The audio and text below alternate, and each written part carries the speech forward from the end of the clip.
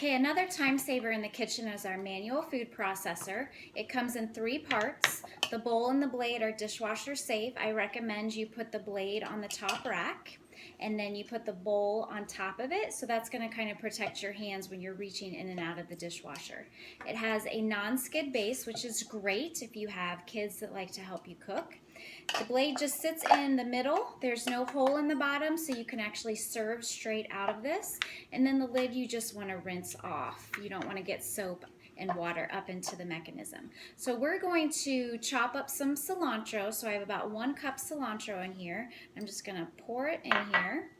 You set the lid on, you unlock it, and then it's all about speed all the way up, all the way down. And you can see how finely that chopped that cilantro so quickly. And this is how you want to store your cilantro when you bring it home from the grocery store.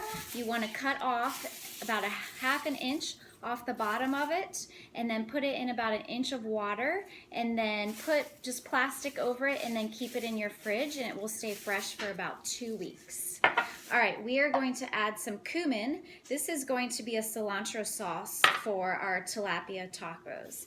And then this is 2 tablespoons of olive oil and then 1 tablespoon of water that I'm going to put in here.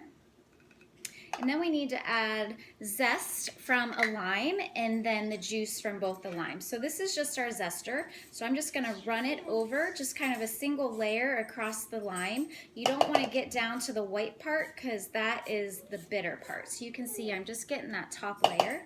But this is where most of the flavor is in a lime. It's true for a lemon or an orange as well. And then I'll just cut these limes in half and I'll just juice them right into the manual food processor.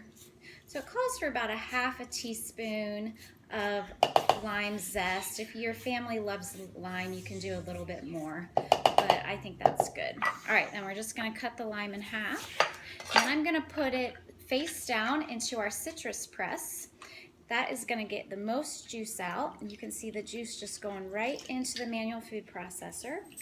And I'll show you what the lime looks like once it's done. So it pretty much turns it inside out.